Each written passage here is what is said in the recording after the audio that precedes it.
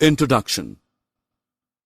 Hello friends, what do we need to run our television set, refrigerator, DVD players, video games, computer and fax machines?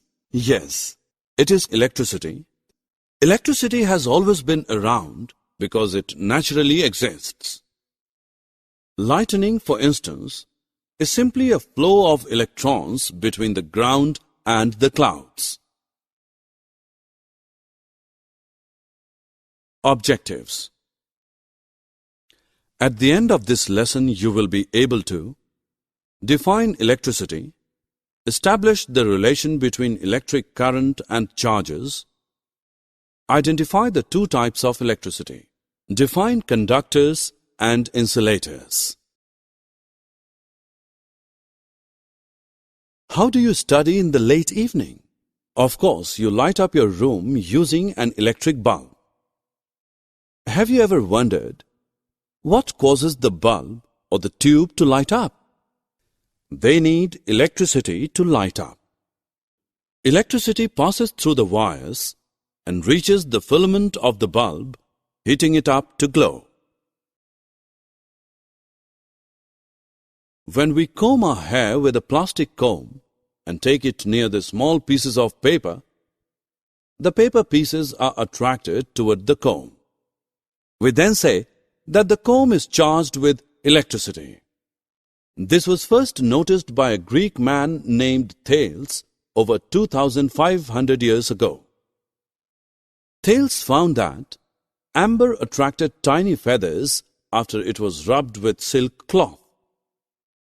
This was due to static electricity. The origin of the word electricity comes from the term electron.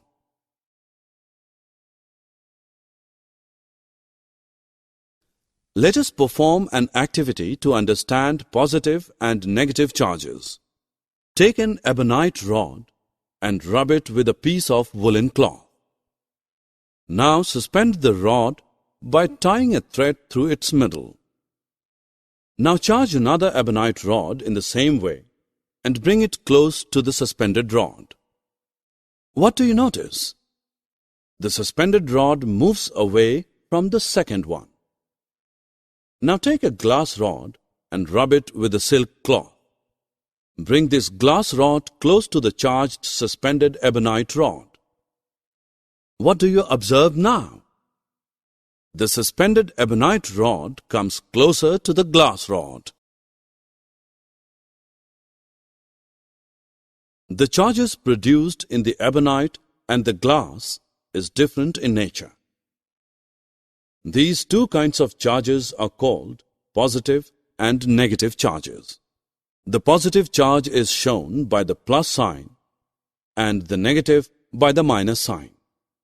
Merely as a convention, charge on a glass rod rubbed with silk is taken as positive and that of ebonite rod rubbed with woolen cloth is taken as negative.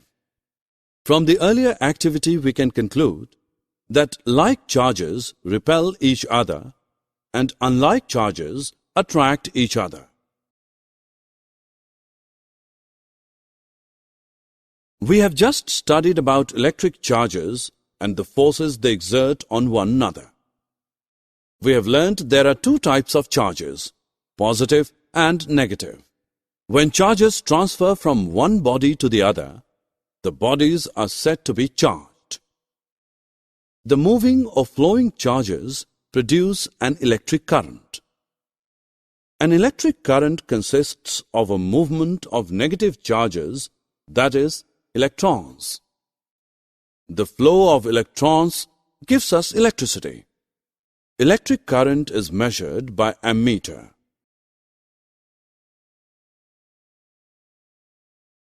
Dry cell battery used in a torch or transistor radio is a source of electric current.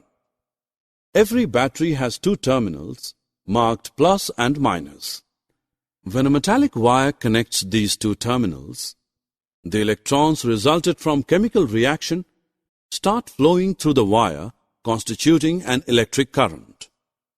These electrons flow from the negative to positive terminal.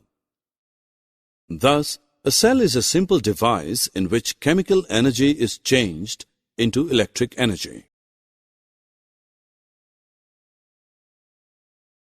Some materials allow electric current to pass through them. Others do not. The materials that allow electric current to pass through them are called conductors. Iron, copper, brass, aluminium, silver, gold, graphite, etc. are the conductors of electricity. The materials through which electric current doesn't flow are called insulators. Insulators are also known as non-conductors of electricity. Paper, wood, plastic, cloth, eraser, rubber are the insulators. Pencil lead is made of graphite.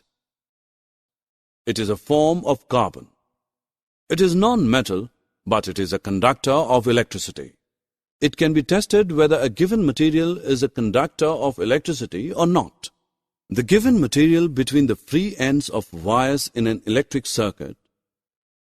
Face the given material between the free ends of wires in an electric circuit. Bring the free ends of the two wires close.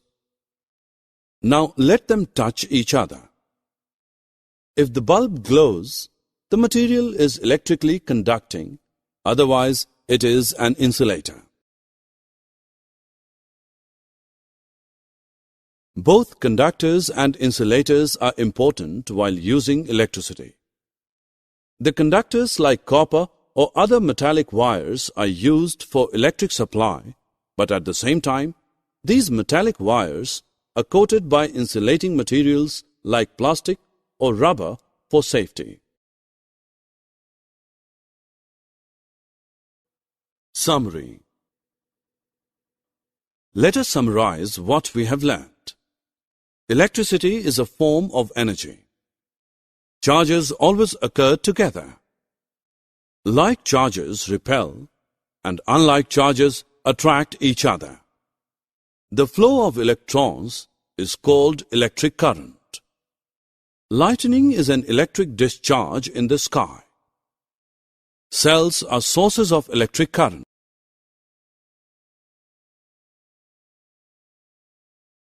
Cell is a device in which chemical energy is changed into electric energy.